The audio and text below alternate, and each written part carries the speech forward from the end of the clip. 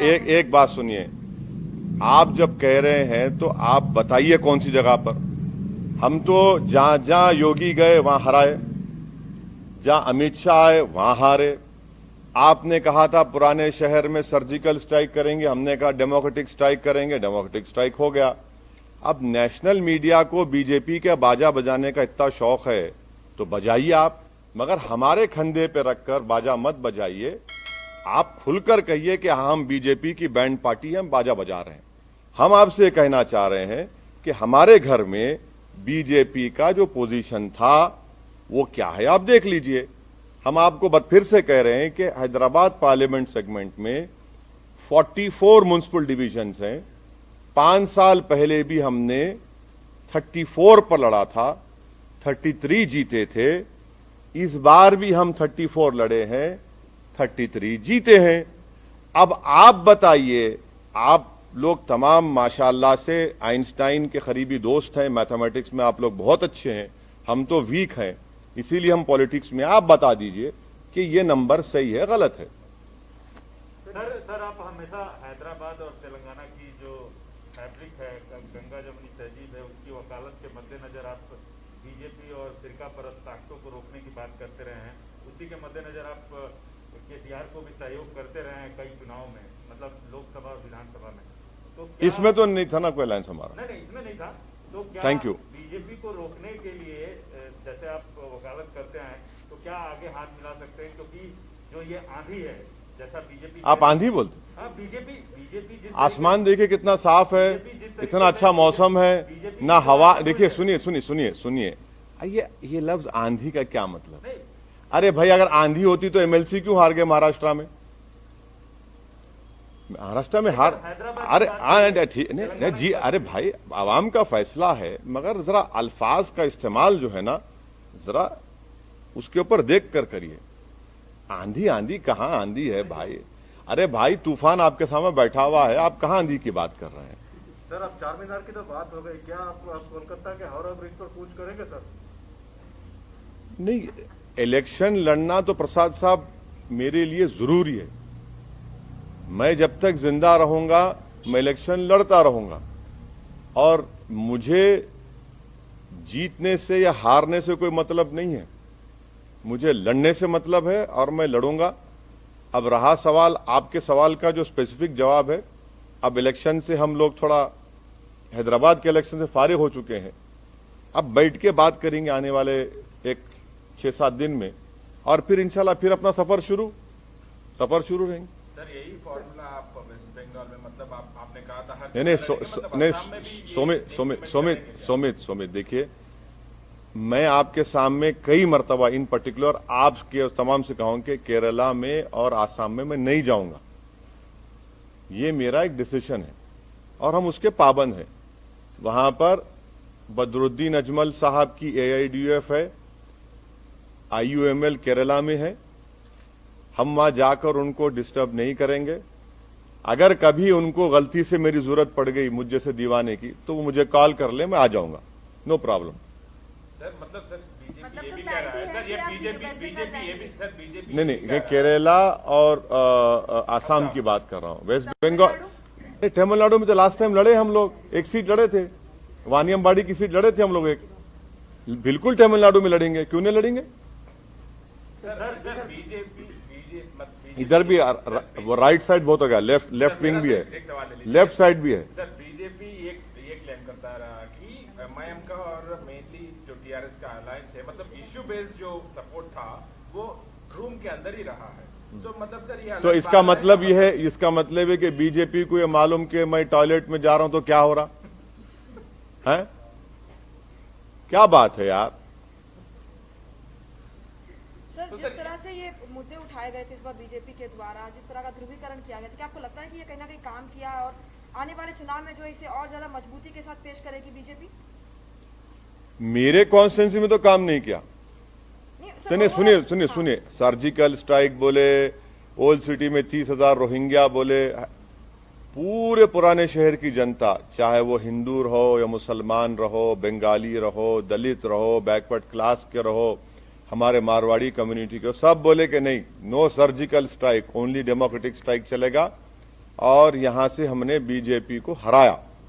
अब दूसरी जगह का ये एक म्युनिसिपल इलेक्शन है। मुझे यकीन है कि मुझे कोई बता रहे थे कि केटी रामाराव, मिस्टर केटी रामाराव जो वर्किंग प्रेसिडेंट हैं, उन्होंने अपने पीसी में कुछ बातें कही हैं और मुझे यकीन है कि एक के चंद्रशेखर राव बहुत ही मंजेवे सियासतदान है। वो डायरेक्ट हर चीज का चार्ज लेंगे और वो देखेंगे कि क्या करना है क्या नहीं करना है, और उनके पार्टी का मामला है। अब जहां तक बीजेपी का मामला है, वो तो यही बात करते आएगी ना कि रोहिंग्या, बांग्लादेशी, अफगानी और सर्जिकल स्ट्राइक, जिन्ना, तो ये सब रिजेक्ट हो गया। जिसको जिन्ना बोले, पब्लिक बोली जिन्ना नहीं, वो हमारा जीना मरना हमारा एतमाद हम पर किया, हम कोर्ट दिया।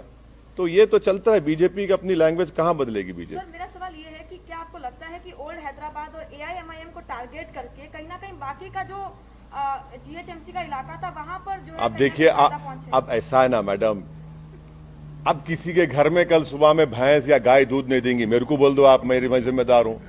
सुबह कल मुर्गी पुकारेगी नहीं, सुबह 4 बजे, अरे शायद ओवैसी यहां से गया होगा। अरे छोड़ दीजिए ना, कहने हर चीज में आप लिखिए ओवैसी के घर में ऐसा हुआ। अरे मैं कहां जिम्मेदार हूं? मेरे घर का तो मैं रिकॉर्ड पेश कर दिया आपको। अब दूसरों को बताना पड़ेगा। कब तक आप लोग हमको इस्तेमाल करेंगे? भाई दिल्ली के स्टूडियो में बैठ के ओवैसी, अरे भाई छोड़िए हमको, हमारा रिकॉर्ड सामने है। हम लड़े 51, अगर हम लड़ लेते 80 तो क्या होता फिर? हाँ, ये भी तो सोचो आप। सर बीजेपी का 4 से 45 हो जाना क्या आपके लिए चिंता की बात? हाँ, बीजेपी का 4 से 45। बोले एक मिनट। सर, बीजेपी जहां एमआईएम का कैंडिडेट नहीं था वहां ओवैसी और एमआईएम को टारगेट कर रही थी और ये अचीवमेंट उसको मिला। तो क्या आपको नहीं लगता है कि इस तरह से करके पोलराइज किया और ये चीजें? अरे आप, मेरे को एक बात समझ में नहीं आ रही, आप कब तक मेरा नाम लेते रहेंगे? माने बीजेपी आपको नहीं, आप माशाल्लाह से आप अनबायस थे, मेरे को मालूम नहीं, मगर कब तक मेरा नाम लेंगे आप? भाई मेरा नाम कब तक लेंगे भाई? वहां पर जब 51 सीट्स में अगर मैं 44 जीत रहा हूं, आप मेरा नाम क्यों लेंगे? भाई मुझसे पूछिए ना कि आप 7 सीट पर क्यों हारे, वहां पर कितनी जगह और बीजेपी जीती, बता दीजिए।